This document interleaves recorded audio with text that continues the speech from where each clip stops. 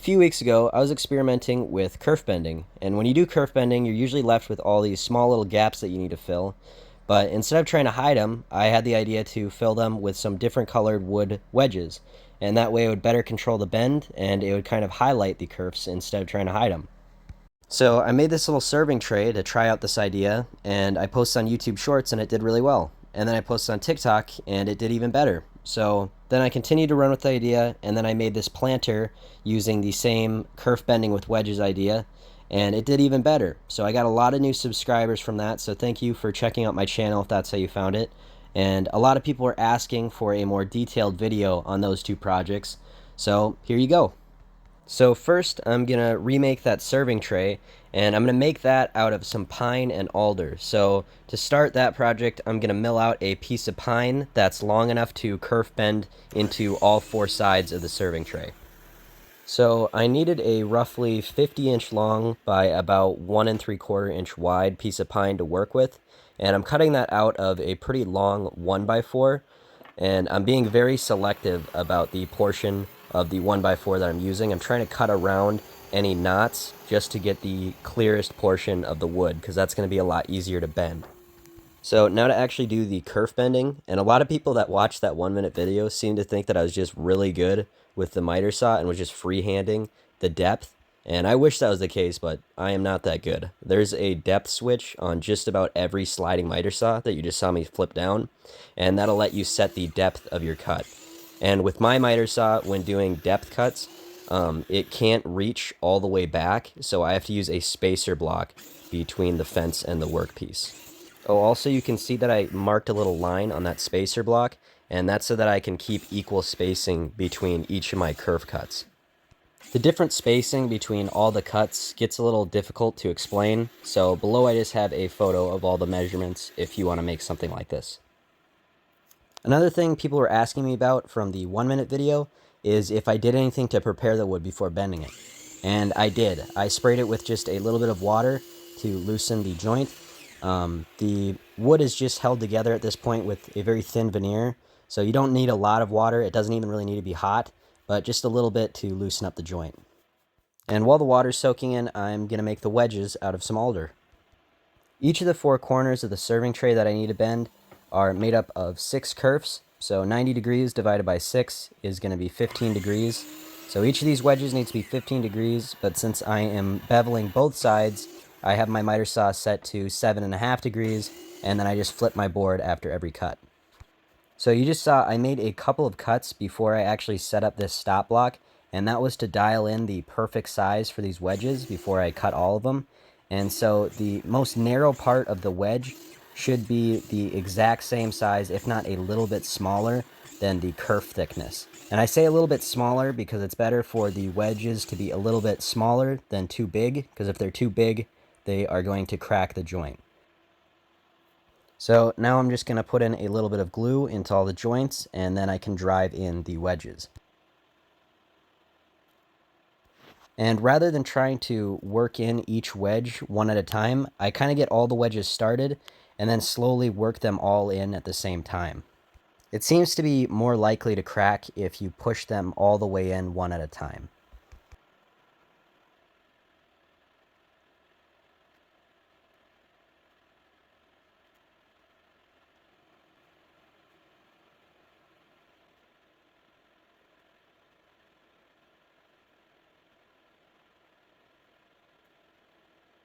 And then I'm just going to glue up the two ends where they meet.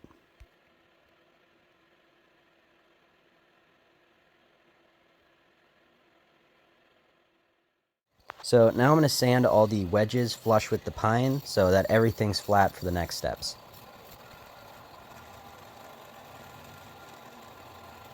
And I also want to reinforce that butt joint where the two ends meet. So I'm just going to add a spline with the biscuit joiner, and I made a little biscuit spline out of some alder to match the wedges. And even though the other side doesn't need it, I'm going to add it anyways just to make it symmetrical.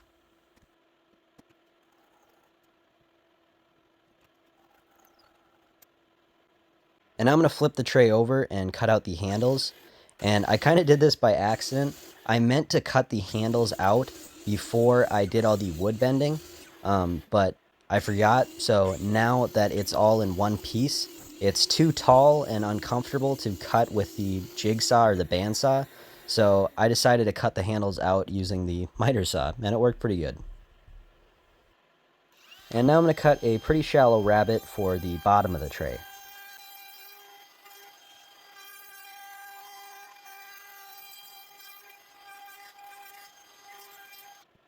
I thought I'd just be able to trace the tray onto a piece of plywood and cut it out, but I couldn't really fit my pencil under that rabbet to get a good scribe.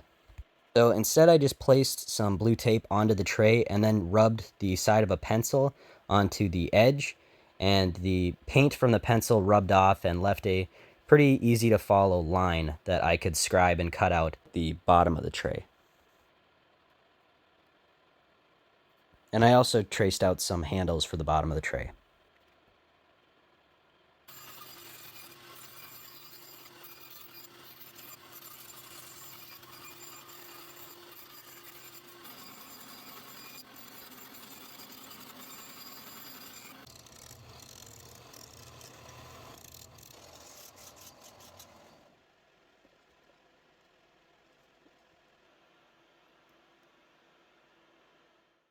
Now that the bottom is glued in, I need to make a couple more kerf bends going across the tray so that the handles on either side are angled up a little bit. And the tray is too wide now to cut at the miter saw. I just don't have the reach for it, so I'm going to do it at the table saw. And it's the same thing. I raise my blade just about a 1/16 inch shy of all the way through, and I'm going to make two cuts about 4 inches and 3.5 inches away from either edge.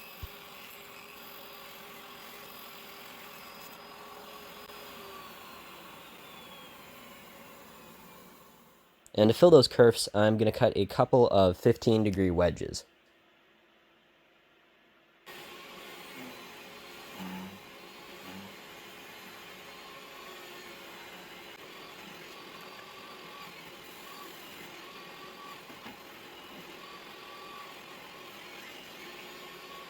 And then so these wedges aren't taking up too much space on the tray, I'm going to remove most of the waste at the bandsaw.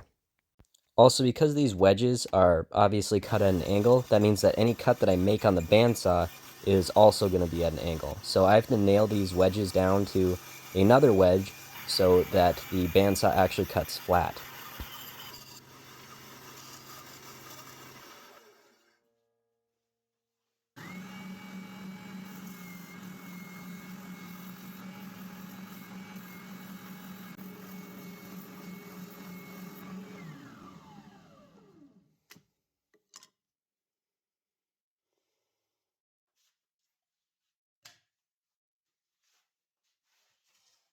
Now I'm just going to fit in these wedges the same way I did before, just wet the joint a little bit and add some glue. And in retrospect, I really should have cut these kerfs a little bit deeper than I did. It doesn't really show on camera, but once I had these wedges all the way seated, some of the joints did start to crack a little bit. They ended up filling with glue and it ended up being fine, but it could have been better. Once I got everything sanded, I finished this tray with some spray lacquer.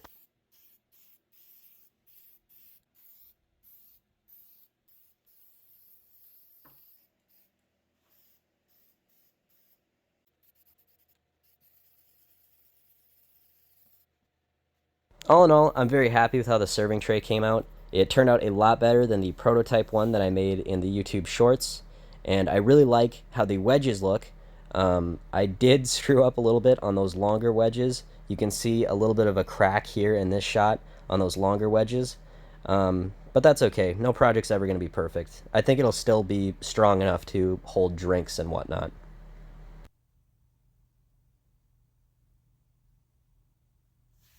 Next, I'm going to make the planter, and the planter has less steps involved, but I think it's more difficult, and you'll kind of see why later.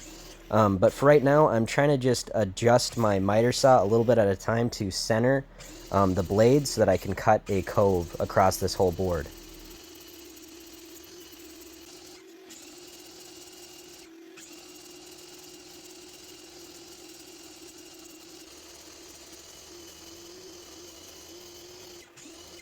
I have the cove cut, And next I need to make all the little kerf cuts. So I'm readjusting my depth stop to about a 1/16 shy of all the way through, and then I'm unlocking my blade so I can slide it again, and I'm going to make a mark so that I can make a kerf cut about every 3/8 inch.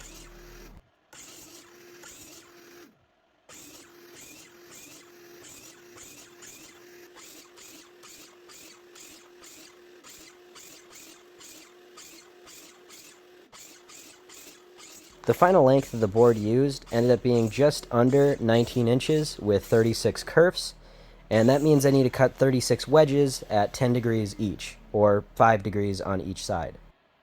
And there's actually two different lengths of wedges that I need. I need 24 wedges at 5.5 inches and 12 wedges at 8 inches to make the legs.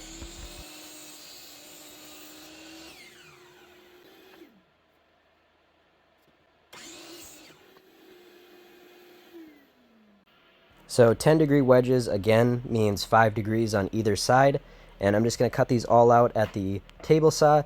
I did do a couple of practice cuts to make sure that I have the right size wedge before cutting all these, and then I just make one cut, flip the board, make another cut, and so on until I have all the wedges I need.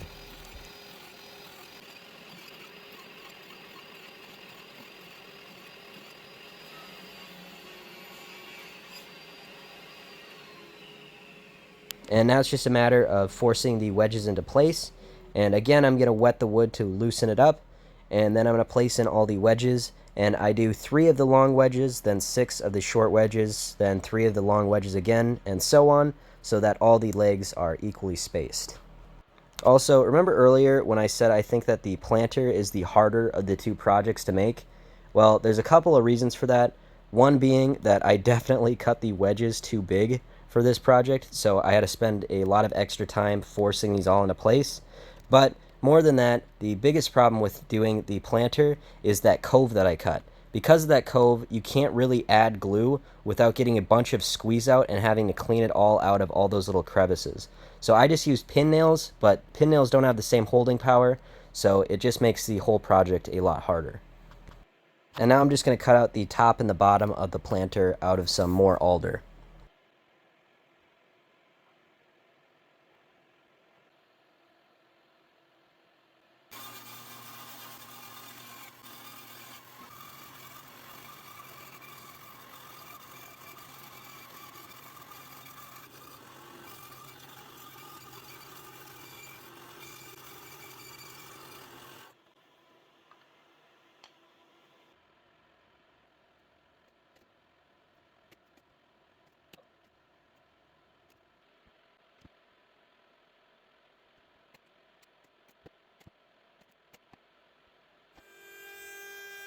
I decided to add a very heavy round over to the top of the planter.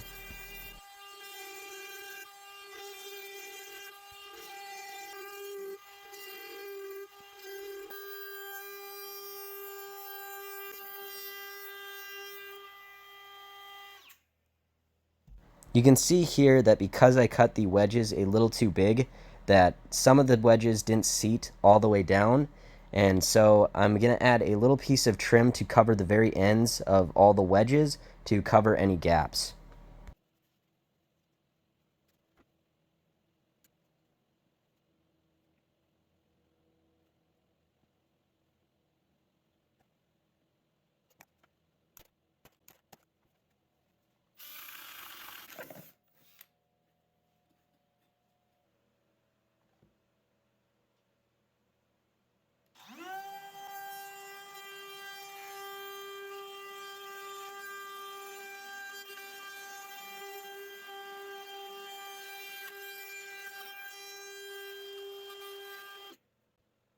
And the planter is going to get finished with some spray lacquer as well.